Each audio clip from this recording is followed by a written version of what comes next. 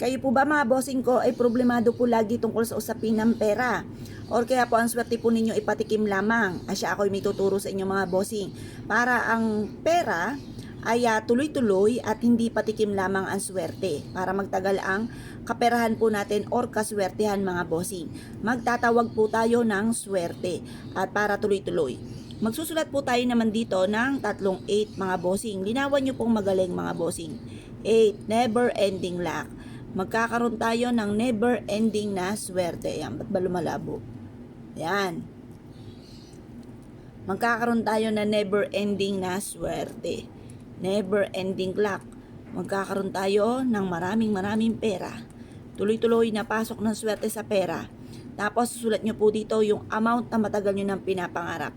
Halimbawa mga bossing ko ay 5 million. Magkakaroon ako ng 5 million. Bukod sa aking sipag at tiyaga, double time sa pagkayod, makakaipon ako ng 5 million. Magkakaroon ako ng 5 million. Walang masamang mangarap mga bossing, lalo-lalo na kung masipag kang tao, walang imposible. At ikaw ay naniniwala na makakamit ang mga pangarap sa buhay. Yan po, magkakaroon tayo ng 5 million mga bossing. Pagkatapos mga bossing ko, pwede nyo siyang ilagay sa malinis na tubig, pwedeng budbudan ng kaunting asin, or pwedeng simpleng ganito lamang na iipit nyo po sa inyo pong pitaka. Ang dulot po nito ay swerte mga bossing.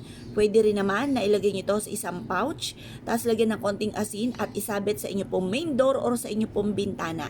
Pagkatapos, i-mindset nyo na matapos nyo po itong gawin na makakamit nyo lahat ang mga pangarap po ninyo bukod po sa sipag at tiyaga at pananalig sa mahal na Panginoon. Proven po ito na maswerte basta't may 100% kang paniniwala sa mga gantong mga pamamaraan mga bossing. Ngayon pa mga bossing, kung kayo po isa sa mga naniniwala sa mga gantong mga pamamaraan, ay mas mainam mga bossing ko na maging positibo po kayo.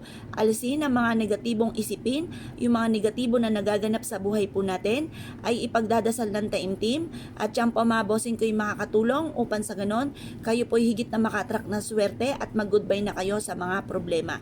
At saka yung pangarap natin, yun ang lagi-lagi nating sasabihin. Halimbawa po, yayaman ako at magiging matagumpay. Ganyan po mga bossing, kahit nasaan ka man. Ako po mga bossing, basta't biglang pumasok sa isipan ko, kahit ako'y nakaupo sa trono, lagi ko po sinasabi, yaman ako at magiging matagumpay. Yan po ay magaganap. Huwag ka lang maiinip, basta sipagan nyo lamang, iwaksin nyo muna sa isipan nyo na kailan kaya darating yan. Basta sipag lang po ng sipag mga bossing, makakamit nyo po yan mga bossing. Walang imposible sa mga taong masisipag at madidiskarte at hindi nakakalimot magdasal. Yan po yung walang imposible. Huwag ka lang maiinip kasi alam niyo naman ang isang bagay, mas na iniintay lalo-lalo na sa usapin ng pera ay lalo po yan tumatagal. Huwag niyo hintayin, kalmado ka lamang, ipagpasa Diyos niyo at lagi niyo po sasabihin na nakatunghay ang mahal na Panginoon, di ako pababayaan, magiging okay lahat, magiging matagumpay ako sa buhay at magiging matagumpay po kayo. Soon, huwag lang kayo maiinip mga bossing. Yan ang pera mga bossing ko, halimbawa ikaw ay mananaya, gusto mo magkaroon ng pera, yan ay parang tukso, lalong nananadya po yan kapag gusto po ninyo. Kaya kalmado ka lamang, pero gumawa ng mga pamamaraan para maging matagumpay, kagaya ng sipag at tiyaga at double time sa pagkayod. Kaya kung kayo pinaniniwala mga bossing, ay siya, good luck po sa inyo po lahat.